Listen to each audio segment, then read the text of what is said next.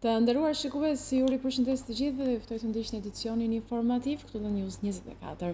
Gjendet një trup i pajet në rrugën Lord Byron në Tiranë. Njoftimi në polici është bërë nga kalimtarët të rastit, të cilët kanë pikasur kufomën mes disa shkurreve në këtë zonë. Policia thot se nga këqyrjet e para, kufoma i përket seksit mashkull rreth 40 vjeç dhe me një gjatësi rreth 1,70 cm. Ende nuk është bërë mundur identifikimi i trupit pajet për shkak të dekompozimit të avancuar. Paraprakisht dyshohet se vdekja mund të ketë ardhur nga shkaqe natyrale. Dy aksidente që mund të kishin përfunduar me pasoja të rënda kanë ndodhur mbrëmjen e kësaj të hëne në Durrës. Një makinë ka përplasur nënën bashkë me foshnjën që ndodhej në karrocë. Nëna dhe foshnja kanë qenë duke kaluar rrugën, ndërkohë që mjeti ka shkuar drejt tyre dhe i ka përplasur. Aksidenti ka ndodhur në qendër të Durrësit. Menjëherë nëna dhe foshnja janë dërguar në spital ku i është dhënë ndihmë mjekësore dhe ndodhen jashtë rrezikut për jetën. Policia ka ndaluar drejtuesin e mjetit, ndërsa në një tjetër aksident në Durrës, një fëmijë 6 vjeçar u përplas nga një automjet.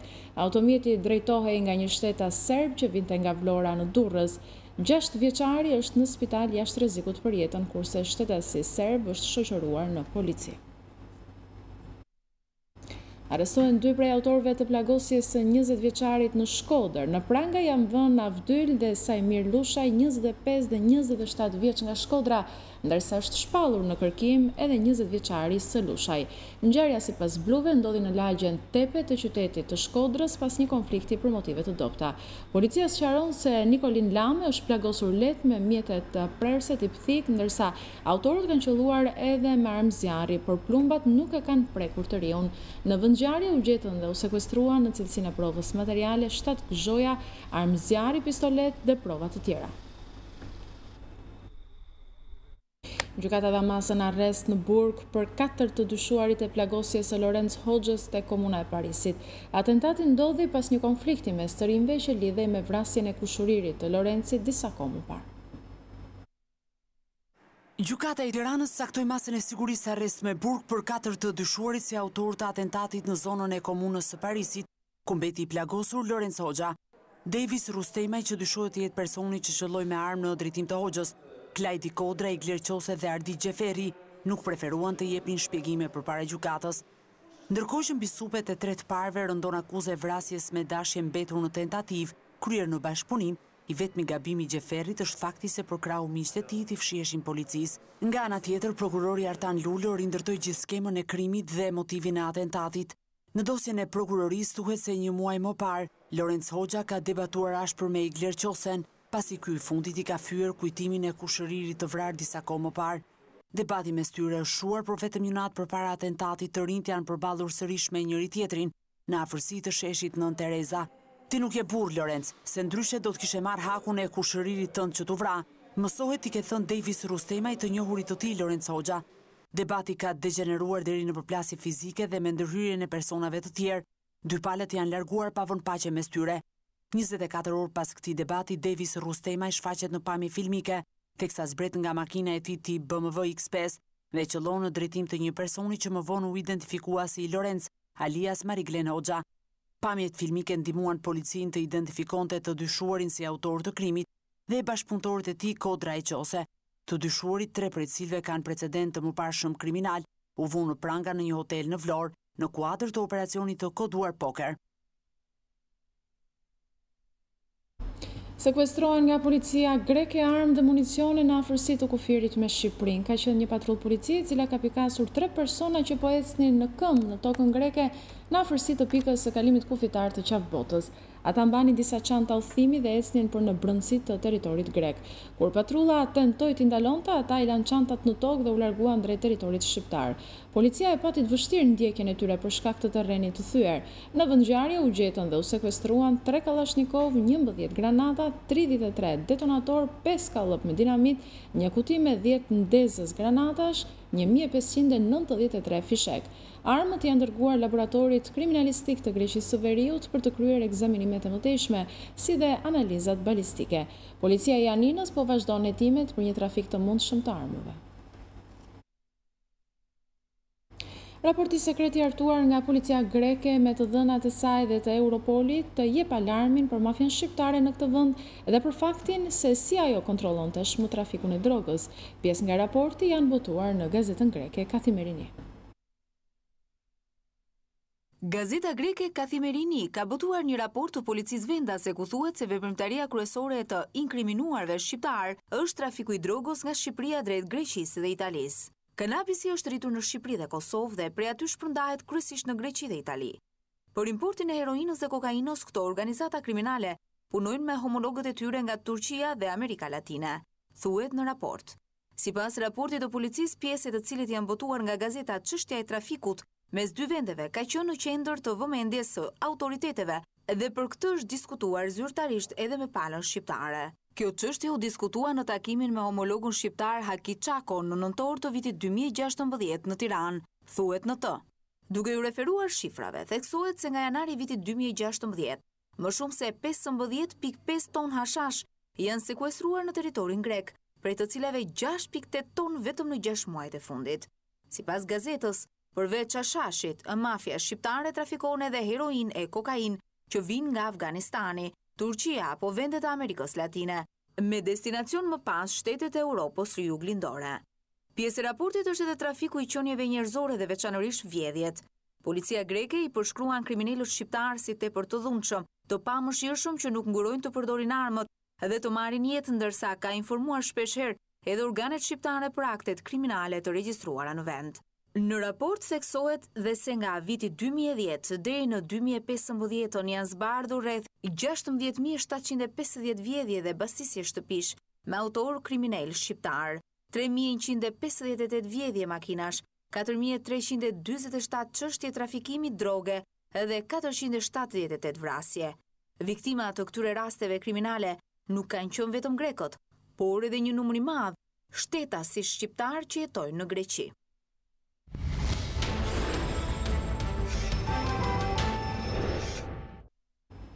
Ministria e Mbrojtjes Mimi Kodheli pohoi se situata e shkaktuar nga zjarret në vend është dramatike dhe falenderoi forcat e ushtrisë që janë angazhuar në aksionin për shuarin e tyre. Ajo apeloi çdo qytetar të kujdeset për të mos u bërë shkaktar I zjarreve. Situata e shkaktuar nga zjarret në Shqipëri dhe në të gjithë Evropën është dramatike dhe shumë e vështirë. Ky vlerësim u bë nga Ministria e Mbrojtjes Mimi Kodheli, e cila informoi publikisht për situatën e zjarreve në vend. Situata klimaterike është jashtë normale, se theksoi edhe në Shqipëri, për shkak të temperaturave teje të larta edhe rreshjeve pothuajse inekzistente. Kjo e ka çuar vendin në fakt drejt një situate realisht shumë të vështirë. Kjo ka bërë që Ministria e Mbrojtjes dhe Forcat e Armatosura të jenë në krye të detyrës dhe të ndërhyjnë në ndihmë të komunitetit me të gjitha kapacitetet që ato kanë. Ka një angazhim maksimal nga ana jonë dhe nga ana e qeverisë për ta përballuar këtë situatë. Kryeministri Rama ka ndjekur nga afër dhe vazhdon të ndjek në vazhdim në detaje të gjitha operacionet e ndërmarra.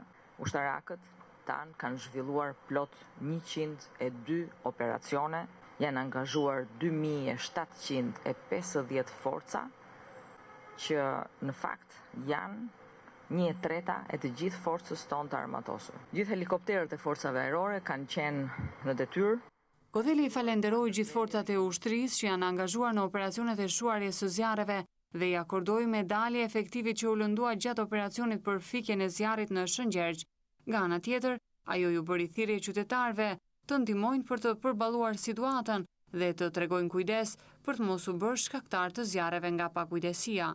Një thirrje tjetër bëj që situatën jo vetëm ta ndihmojnë që të përballohet, por dhe të mos e krijojnë. Kodheli falenderoi gjithë strukturat e angazhuara në shuarjen e zjarreve dhe veçanërisht kreun e emergjencave civile Shemsi Premçi.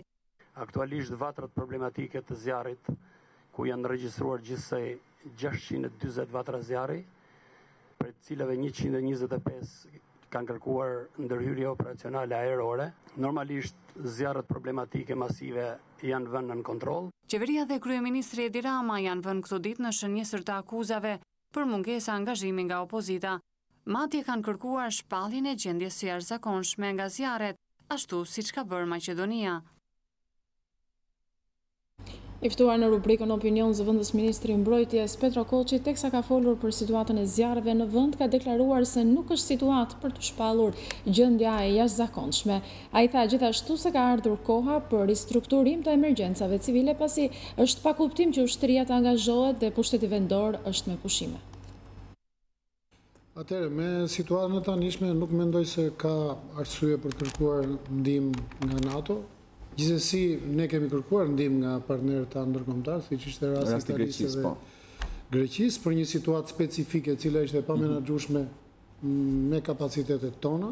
Ne kemi angazhuar rreth 3000 forca. 3000 forca ushtarake për momentin 2750, që është gati 40% e njerëzve. 40% e forcave të armatosura në tërësi. Forca armatosur. Është bërë propozimi paktën nga ish kryeministri Berisha që duhet shpallet gjendja e jashtëzakonshme. A është situata e tillë? Nuk besoj se është një situatë që kërkon shpalljen e gjendjes së jashtëzakonshme, sepse bëhet fjalë për territore të kufizuara të prekura dhe që në shumë pak raste kanë patur rrezikun e prekjes zonave të banuara. Mendoj që kjo është një situatë që ka arsye edhe për nxjerr konkluzione. Kam përshtypjen që ka nevojë, për shembull, ne diskutohet këto ditë lidhur me ristrukturimin e qeverisë të administratës shtetërore. Dhe mendoj që pikërisht pjesa e menaxhimit të emergjencave civile ka nevojë për të riparë. Ç'do të thotë kjo? Mos ketë kaq nevojë për një koordinim me shumë institucione. Domthonë, mjedisi, bujqësia, emergjencat, forca armatosur, policia, sepse është pa kuptim për shembull që forca armatosur ndryhyjnë dhe mund të qellojë që titullar pushtetit vendor janë me pushime. Këta të mjedisit gjithashtu. Temperaturat e larta kanë sjellë ulje në nivele historike të liçenit të Fierzës në 269 metër. 80% e nevojave të vendit përballohen nga importi. Nëse thatësira zgjat për te mundësive të veta financiare, OSHE mund të kërkojë ndërhyrje në buxhetin e shtetit. Thatësira e të zgjatur dhe temperaturat ekstremisht të larta për një periudhë të gjatë kohore kanë sjellë ulje në rekorde historike të nivelit të ujit në liçenin e Fierzës. Burime nga ky hidrocentral thonë se aktualisht niveli në Fierzë është 269 metër dhe 80% e energjisë elektrike në vend vjen nga importi. Thatësira ka detyruar keshin që të ulë në minimum prodhimin, duke plotësuar vetëm pjesën e humbjeve në transmetim, ndërkohë që prurjet në Fierzë janë vetëm 25 metër kub për sekond. Aktualisht furnizimi në vend po bëhet përmes importeve të siguruara ditë më parë nga operatori shpërndarjes energjisë elektrike. Vetëm për gushtin OSHE bleu 434.000 kWh energji me një vlerë prej afro 30 milion euro. Ajo që do ndihmonte në tekalimin e vështirësive financiare është kredia 22.4 milion euro e Bankës Botërore që autorizon keshin të nisë importin me këtë fond, por që ende nuk është lëvruar. Në të kundërt, nëse fatësira zgjat dhe kredia ende nuk lëvrohet, OSHE duke tejkaluar mundësitë e veta financiare, do jetë e detyruar të kërkojë ndërhyrje në buxhetin e shtetit për të blerë energji elektrike.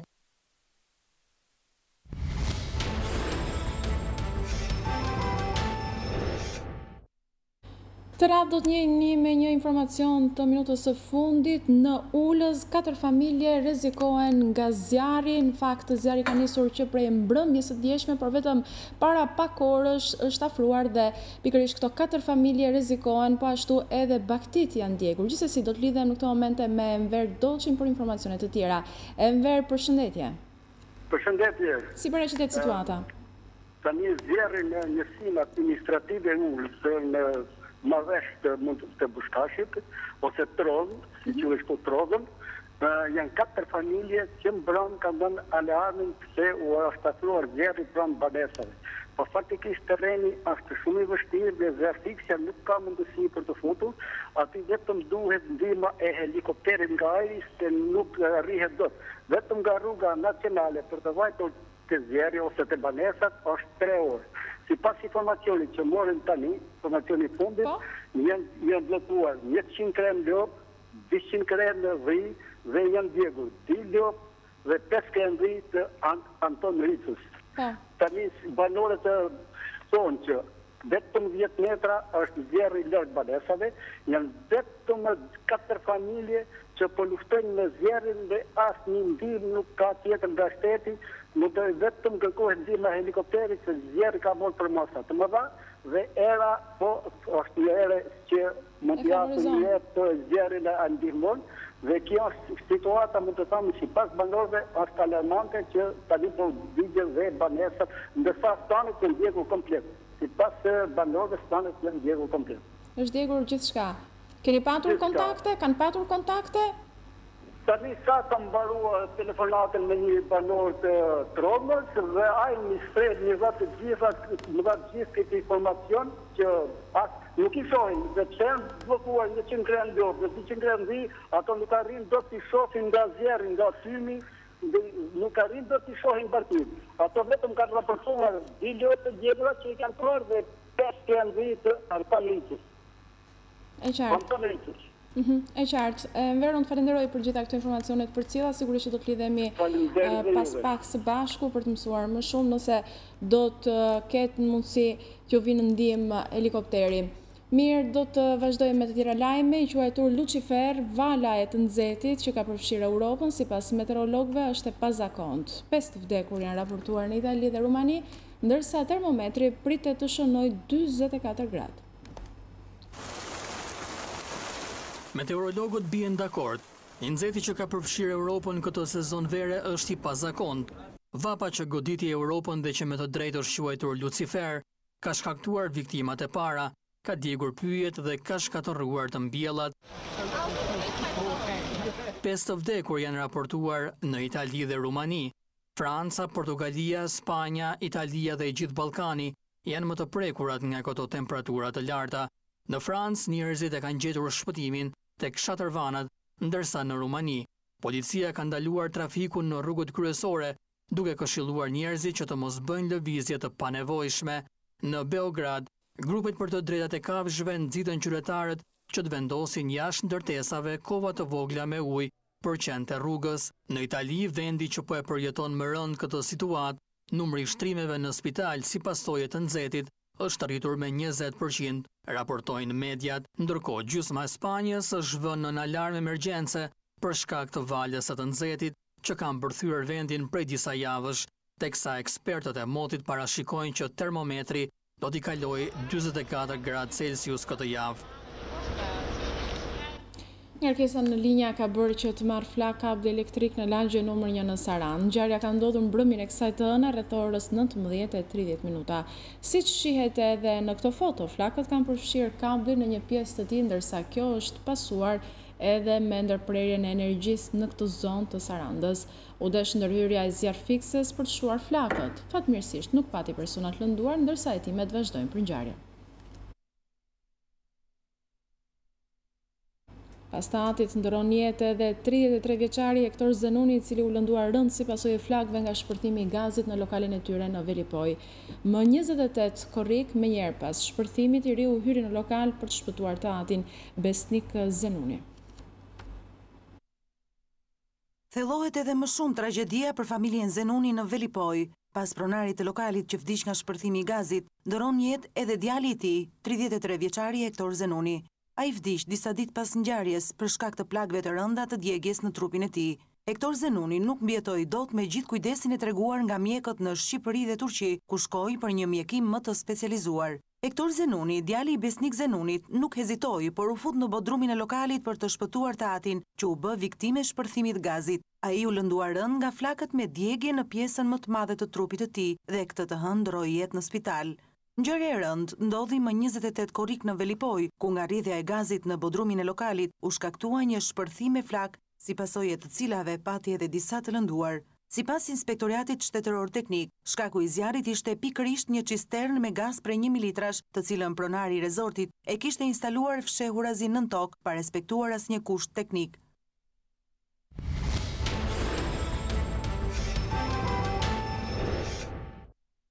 Pa mbushur ende një muaj nga nisja e funksionimit të impjantit të djegjes së mbetjeve në Elbasan dhe prodhimit për tyre të energjisë, banorët kanë ngritur shqetësimin për erën e rëndë dhe ndotjen e mjedisit për rreth. Por vetë kompania koncesionare dhe Bashkia e Elbasanit e përjashtojnë këtë fakt duke argumentuar se faktorët janë të jashtëm dhe nuk kanë lidhje me inceneratorin. Ky është impjanti i përpunimit të mbetjeve në Elbasan, nga i cili prodhohet për herë të parë në Shqipëri energji elektrike. i vënë në punë vetëm prej disa javësh në mesin e muajit korrik. Incineratori duket se ka shfaqur probleme për banorët e lagjes Skënderbej. Qytetarët ankohen se gjatë kësaj periudhe, kryesisht gjatë natës, ndjehet erë e rënd duke akuzuar për këtë impjantin e përpunimit të betjeve. Nuk guxojmë nxjerr fëmijët jashtë, era kudo ku ndërmon era keqe, se çfarë është kjo erë nuk e dim. Po bën gati 2 javë. Shumë erë e rënd. Është i fabrik plera shton te poshtë.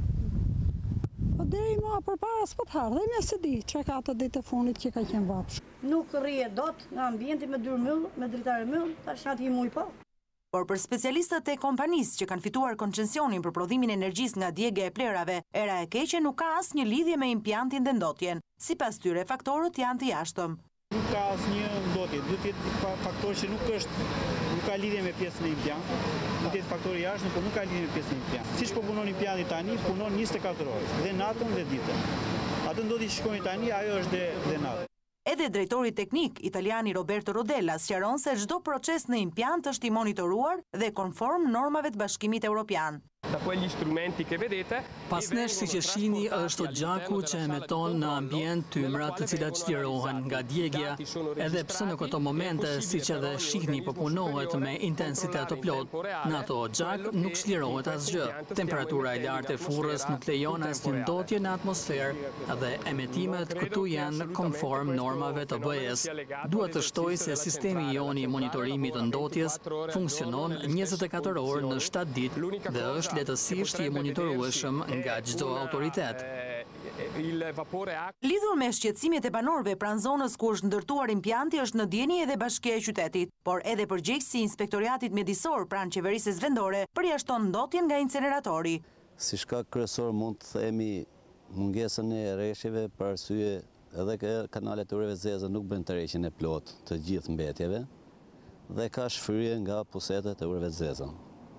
Po ashtu, momentalisht këtu ku ndodhemi në porojën e Zaranikës, në faqet anësore të porojit ka dhe mbetje të hedhura nga qytetarët, të cilët me temperaturat e larta dekompozohen dhe çlirojnë to erat e rënda, sidomos me rritjen e temperaturës pas orës 12 të drekës.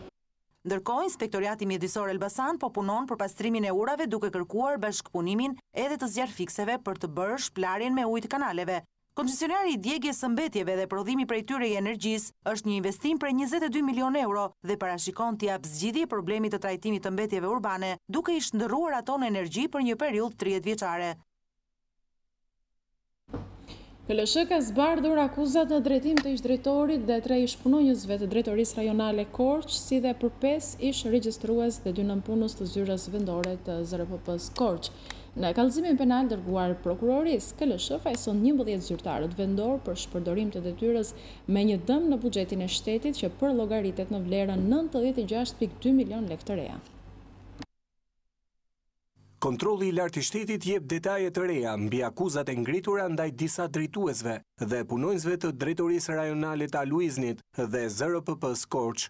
Në fund të auditimit ushtruar pranë këtyre institucioneve, KLSH ka zbuluar abuzime të rënda me detyrën nga ish-drejtori i Drejtorisë Rajonale të Aluiznit Korç dhe 3 ish-përgjegjësa sektori që rezultojnë se kanë kryer legalizime në zona të ndaluara nga ligji, afër rrugëve kryesore, lumenjve, kanaleve, shtyllave të tensionit të lartë, pa dokumentacion, si dhe kanë kryer transaksione të paligjshme duke tjetërsuar prona shtet. Nga auditimi kryer, rezulton se në 375 raste në marrjen e vendimeve në kualifikimin e objekteve informale, Aluizni Korç ka dërguar pranë bashkive në rang qarku, vetëm shkresën për llogaritjen e pagesës së taksës së ndikimit në infrastrukturë, pa marrë konfirmimin mbi pagesën e kryer, duke krijuar një mungesë të ardhurash në buxhetin e shtetit në vlerën mbi 38 milion lekë të reja. Po kështu në 17 raste janë kryer legalizime të objekteve pa respektuar distancat nga rrugët nacionale dhe urbane. Nisur nga shkelit e zbuluara, KLSH ka kryer kallëzim penal në prokurorinë e rrethit gjyqësor Korç për ish-drejtorin e Aluiznit Korç me inicialet IB dhe 3 ish-përgjegjësa që akuzohen për shpërdorim të detyrës. Në total dëmi shkaktuar në buxhet llogaritet në 96.2 milion lekë, ku një pjesë e përgjegjësisë bie edhe mbi zyrën vendore të regjistrimit të pasurive të paluajshme. Kontrolli i lartë i shtetit ka kaluar në sit dosjet e përpunuara nga ZRPP Korç për periudhën janar 2014-dhjetor 2016 ku nga hetimi rezultoi se në 5 raste kjo zyrë ka regjistruar toka në fshatin Voskopoj, pa vulën përkatëse, ndërsa në 3 raste ka regjistruar më tepër tokë, se sipërfaqja e përcaktuar në aktin e marrjes së tokës në pronësi. KLSH ka cilësuar shkelje edhe një praktik privatizimi në zonën katastrale Mborje, të kryer në mungesë të kontratës së qeras ose një dokumenti tjetër, si vendimi i komisionit të kthimit dhe kompensimit të pronave. Në listën e gjatë të shkeljeve, KLSH ka zbuluar se nga kjo zyrë janë lëshuar në 5 raste certifikata pronësie me rritje të sipërfaqes së truallit të pambështetur me dokumentacion pronësie. Për këto shkelje dhe për shumë të tjera, KLSH ka kryer kallëzim penal në prokurorinë e rrethit gjyqësor Korç për 5 ish regjistrues dhe 2 nënpunës të këtij institucioni për konsumim të elementeve të veprës penale, shpërdorim të detyrës.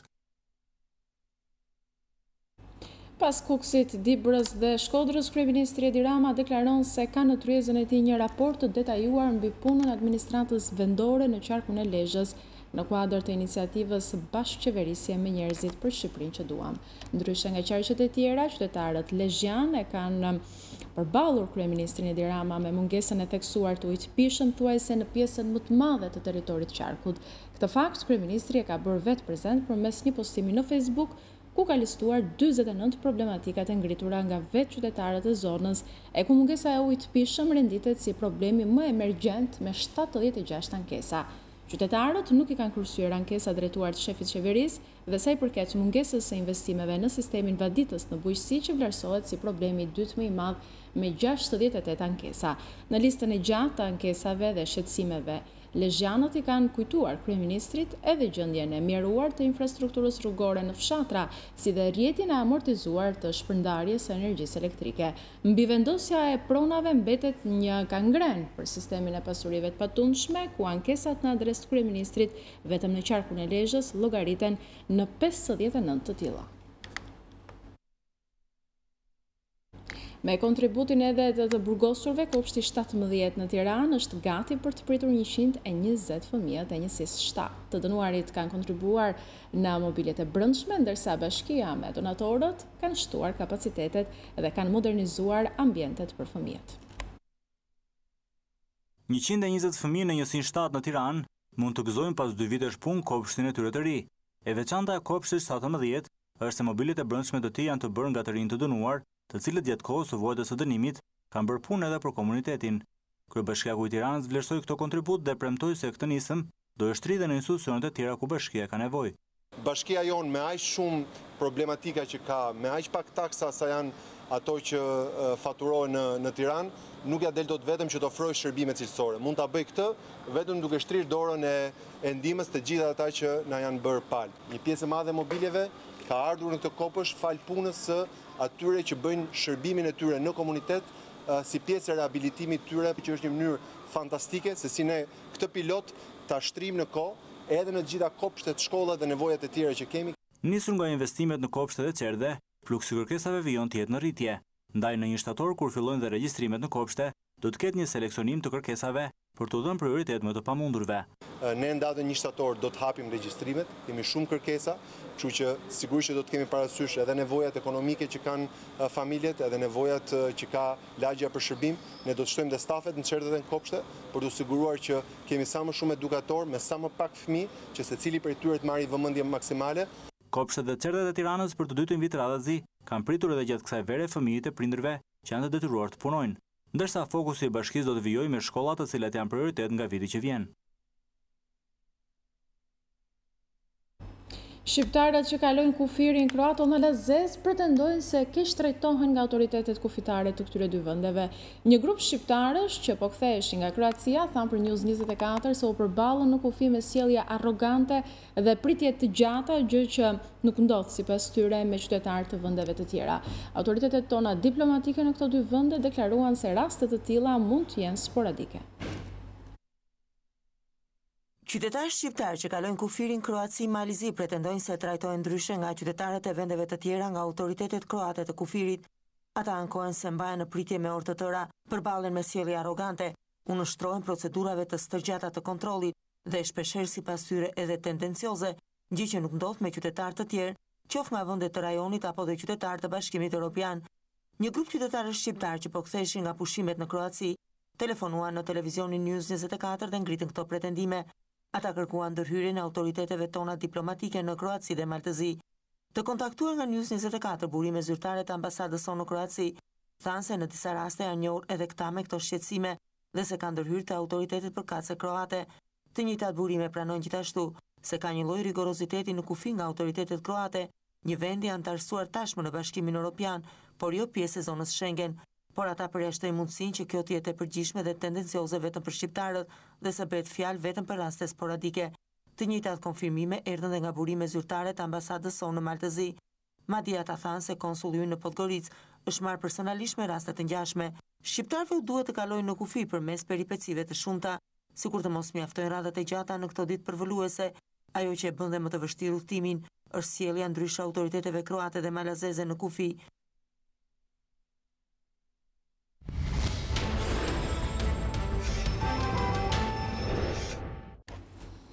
Koalicioni i Partisë Demokratike të Kosovës, Aleancës për Ardhmërinë e Kosovës dhe Nismës për Kosovë, njohur si koalicioni PAN, e ka quajtur arbitrar vendimin e kryesuesit Adem Mikullovci për vazhdimin e seancës konstituive të njëjtën më datë 10 gusht. Përmes një deklarate përshtyp, koalicioni PAN ka shprehur shqetësimin për vendimin arbitrar të kryesuesit për seancën e të njëjtës.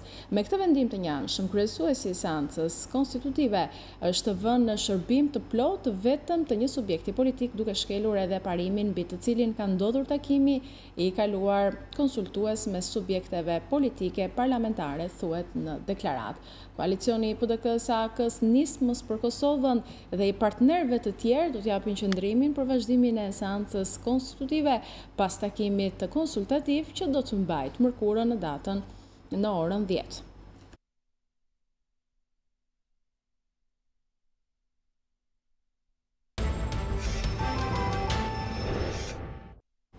Në qytetin e Vlorës hapet pika më e re laboratorit të rrjetit të Spitalit Amerikan, ku ofron shërbime cilësore me çmime të favorshme.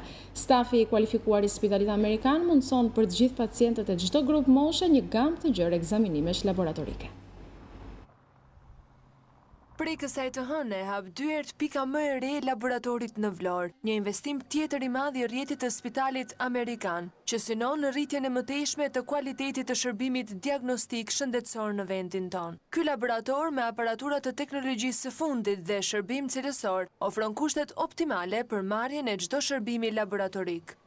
E nisëm pikërisht me Vlorën, duke qenë se është muaj gusht. Një përqindje e madhe e popullsisë është drejtuar drejt plazheve. Ne japim vetes durat pushimet për verë, pse jo të mos i japim dhe një paket check-upi, duke ofruar shërbimet laboratorike me të njëjtën standard infrastrukture dhe burimesh njerëzore edhe në qytetin e Vlorës. Laboratori qendror në Vlorë ndodhet në lagjen 15 tetori, përballë spitalit rajonal. Stafi i kualifikuar i Spitalit Amerikan mundëson për të gjithë pacientët e çdo grup moshe një gamë të gjerë ekzaminimesh laboratorike, me çmime të favorshme për të gjitha shërbimet, si edhe oferta e paketa të vazhdueshme mbi ekzaminime të ndryshme. Në laboratorin e Spitalit Amerikan në Vlorë janë të gatshme rreth 1900 shërbime laboratorike me çmime preferenciale për tregun, sidomos edhe të zonës së jugut. Ne jemi munduar të shkojmë atje me paketa check-upi për të gjitha grup moshat dhe sëmundje të ndryshme me të njëjtën lloj infrastrukture dhe burimesh njerëzore të mirë trajnuara për të dhënë këto shërbime. Pas qytetit të Vlorës, ky projekt do të shtrihet në Shkodër, Elbasan, Korçë e në shumë qytete të Shqipërisë, duke ofruar shërbime cilësore dhe çmime të favorshme.